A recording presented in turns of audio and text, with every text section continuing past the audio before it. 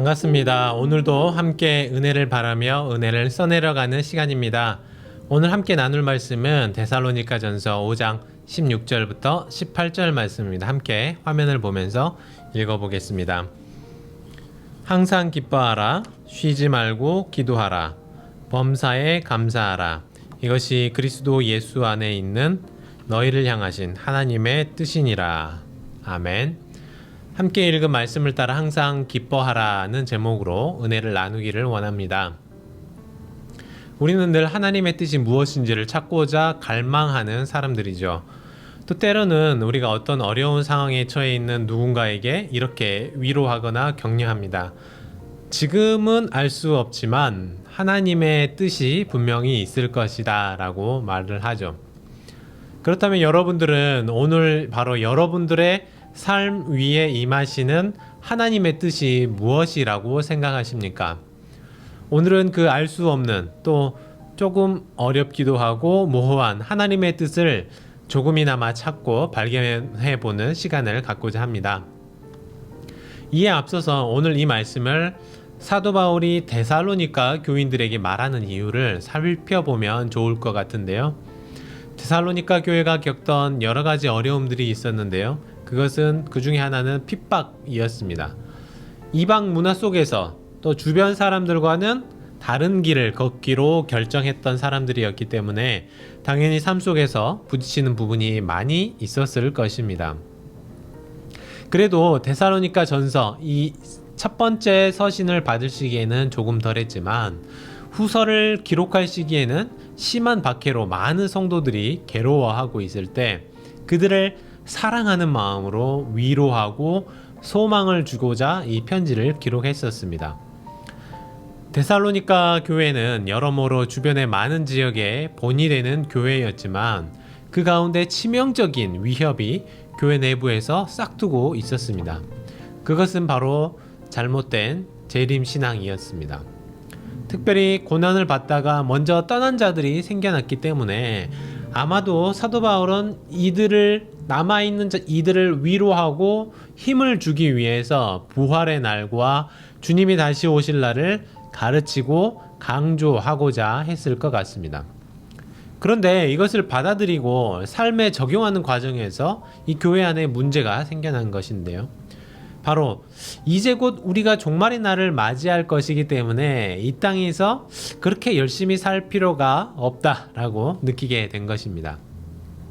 이런 잘못된 생각은 생활의 방탕함이 데살로니가 교회 곳곳에 일어나게 만들었죠. 그래서 바울은 이들에게 주의 날이 도적같이 이른다, 정신을 차려라, 서로 덕을 세우라 라면서 계속해서 강권한 것입니다. 우리도 잘못된 종말론으로 사회적 혼란이 일어났던 날들이 있었잖아요. 그 사람들은 이제 곧 마지막 날이 임할 것이기 때문에 더 이상 일할 필요가 없다 했습니다. 세상에서 나에게 주어진 일을 더 이상 열심히 할 필요가 없다고 말을 했어요. 많은 사람들이 열심히 다니던 직장에서 퇴직을 하고 퇴직금을 교주들에게 헌납하기까지 했습니다. 그러나 바울은 하나님의 날이 결코 그렇게 임하지 않는다라고 말하시죠. 지금 오늘 하루를 살아라고 말씀합니다. 때로는 내일을 위해서, 먼 미래를 위해서 오늘을 지나치게 희생하고 포기하는 경우들이 있는데 결코 건강한 신앙이 아니라는 것입니다. 우리는 비록 내세를 믿는 사람들이고 죽음 이후에 올 나라를 기대하는 사람들이지만 지금 우리가 발을 내딛고 사는 지금 여기 이 땅에서의 삶 역시 중요하죠. 오늘의 삶에는 관심 없이 아직 오지 않은 미래에만 초점을 맞추고 산다면 너무 많은 것을 희생해야 합니다. 물론 그 반대 역시 잘못된 것일 것입니다. 어차피 이제 곧 세상이 끝날 텐데 신앙이 무슨 필요고 도덕이 무슨 필요이고 법이 무슨 필요 있느냐, 내가 좋은 대로 살겠다 하면서 잘못된 쾌락주의로 빠지는 경우들도 있었습니다. 그래서 데살로니가에서 게으른 자들을 비판하는 것은 그냥 단순히 게으른 사람을 말하는 것이 아니라 잘못된 종말론으로 인해 이 땅에서의 삶을 중요하게 여기지 않는 사람들에게 하는 교훈이었습니다. 그래서 바울이 먼저 하는 말은 항상 기뻐하라는 것이었습니다. 먼저 구원의 기쁨을 지금 오늘 누리며 살라는 것이죠. 때로는 우리가 천국 시민권을 갖고 있다는 이유로 이 땅에서 고난을 당하고 괴로움을 당하기도 하고 때로는 힘겨운 또 경건의 삶을 살면서 기쁨이 사라진 그런 신앙생활을 버티며 보내고 있을 수도 있어요. 그런 분들에게 하나님은 구원의 기쁨을 지금 오늘 누리면서 살라고 말씀하십니다. 때로는 우리가 신앙에 대해서 잘못 생각하는 게 있는데요. 신앙생활을 잘하고 경건하게 사는 것은 마치 수도승처럼 고행의 연속처럼 생각을 합니다. 그러나 하나님은 우리가 하나님 품 안에서 행복하기를 원하시지만 동시에 지금 이 땅에서 살아가면서 우리 자리에서 지금 우리에게 주시는 이 기쁨을 오늘 하루 누리기를 원하십니다. 너무 먼 미래를 위해서 오늘의 기쁨을 포기하지 마시고 바로 오늘 지금 이 순간에도 하나님 안에서 기뻐하고 행복한 우리가 되셨으면 좋겠습니다. 이어서 사도 바울은 우리에게 쉬지 말고 기도하라 말씀하시죠. 때로는 행복한 삶만 이렇게 추구하면서 살다 보면 본질적인 것들을 잃을 수가 있습니다. 세상에서 주는 기쁨 거기에 매달릴 수 있다는 것이죠. 그래서 바울은 우리가 끊임없이 기도하라고 말씀합니다. 기도는 우리로 하여금 하나님의 뜻에 더욱 가까워지도록 도와줄 뿐 아니라 우리의 신앙을 각성시켜 주죠. 무뎌진 신앙으로는 참된 신앙 안에서 지속적으로 머무르기가 어려워져요. 그래서 우리에게 쉬지 말고 기도하라 하십니다. 먼 훗날 우리를 구원하실 또 하나님 나라로 인도하실 그 날을 소원하며 기도하고 동시에 오늘 하루 나의 삶에 역사하실 하나님의 은혜를 구하며 나의 오늘을 위해 지금 이 순간을 위해 기도하라는 것입니다.